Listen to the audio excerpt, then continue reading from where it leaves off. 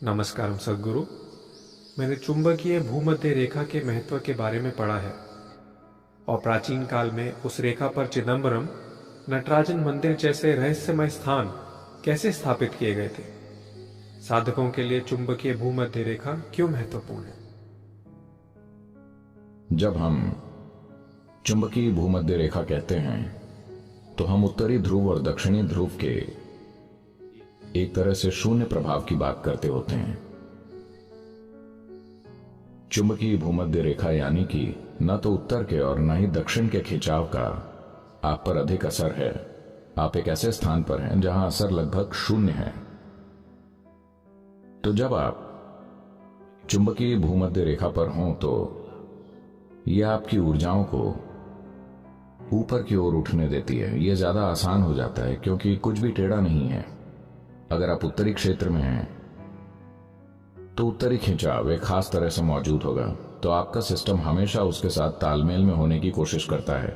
यह कुछ ऐसे है, अगर आप अपनी कार चला रहे हो तो पहिए में अलाइनमेंट में थोड़ी सी समस्या से वो लगातार एक तरफ खींचती है, लेकिन आप संभाल सकते हैं, है ना। कोई भी कार ट्रैक पर, शायद फॉर्मूला 1 रेसिंग कार के सिवाय शायद कोई भी कार वाकई बिल्कुल ठीक से अलाइन नहीं होती। उनमें से सभी या तो दाहिनी या बाईं तरफ खिंचती हैं, लेकिन शायद वो बहुत हल्का हो कि आप परेशान ना हो। पहली बात, ज्यादातर लोगों को तो इसका पता भी नहीं चलता। अगर आप स्टीयरिंग से हाथ हटा लें और गाड़ी चलाएं तो वो सीधी नहीं जाएगी।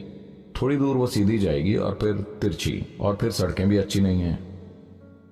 परफेक्ट समतल सड़क जैसी कोई चीज नहीं होती, तो उसमें सड़क का भी हाथ है। खैर, जो भी हो, यह असंभव नहीं है, लेकिन चारों पहियों को परफेक्टली अलाइन करना लगभग असंभव है। ऐसी कोई चीज नहीं होती है। एक आम साधारण कार में यह संभव नहीं है। रेसिंग कार में वो इसे करने की कोशिश कर रहे हैं क्योंकि वो इतनी ज्यादा स्पीड पर पहुंच रहे हैं कि अगर अलाइनमेंट ठीक नहीं है तो ये जरा सी अलाइनमेंट समस्या रेस ड्राइवर को कुछ ही सेकंड में कॉर्नर में स्लो कर सकती है।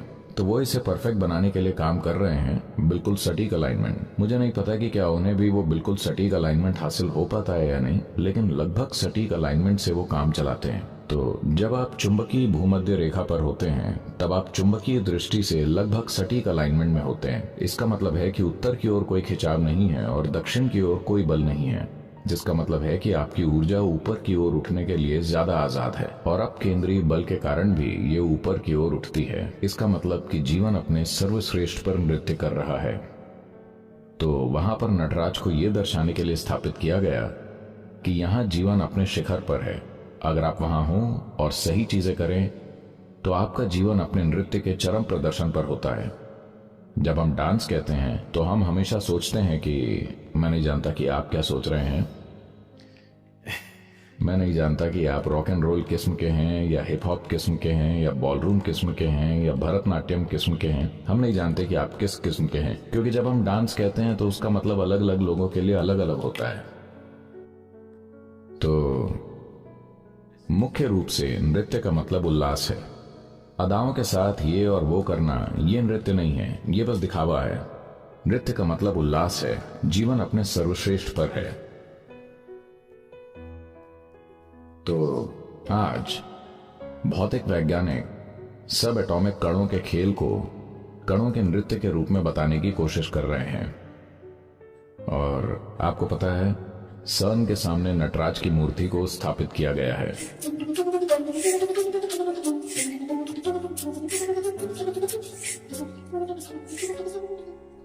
तो आपको पता है, वहां पर वो परमाणुओं को आपस में टकराने की कोशिश कर रहे हैं, मानो धरती पर टकराव काफी नहीं है।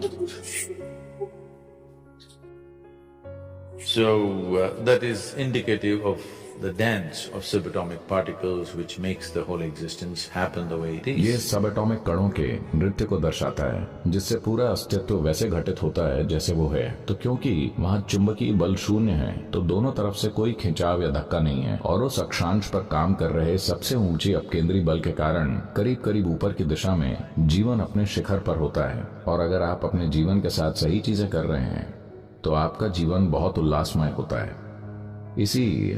इसी से संस्कृति शब्द आया है, जिसका मतलब है कि संभाव में होना, समबुद्धि। चुंबकीय भूमध्य रेखा संभाव और उल्लासमय होने की सूचक है। तो उल्लास के सर्वोच्च स्तर पर और सर्वश्रेष्ठ संभव संभाव में अगर अलाइनमेंट बढ़िया है, गति बढ़िया है, तो वही विजेता होता है। तो इसीलिए चिदंबरम के मंदिर में शिव का एक आयाम शून्य का है या रिक्तता का है। लोग इसके बारे में आकाश के रूप में बताते हैं क्योंकि ये तत्वों में से एक है। वो आयाम भी वहां पर है क्योंकि जीवन के निश्चलता के भौतिक अनुभव में जो सबसे करीबी चीज लोग जानते हैं वो आकाश है। दूसरे सारे तत्व गतिशीलता की एक खास अवस्था में है। आकाश निश्चल लगता है, ये पूरी तरह निश्चल नहीं है, लेकिन ये निश्चल मालूम पड़ता है। तत्वों में से सबसे ज्यादा निश्चल और मौन तत्व है। तो वहां आकाश की पूजा होती है और एक प्रक्रिया है जो खालीपन है, या माफ कीजिएगा, शून्य है। शून्य का मतलब है भौतिक प्रकृति से परे, और वहां नृत्य है। तीनों एक ही मंदिर में मौजूद हैं, ये दर्शाने के लिए कि ये स्थान इसी के लिए तैयार किया गया है और उन्होंने इसे संभव बनाने के लिए सही किस्म का भौगोलिक स्थान चुना है।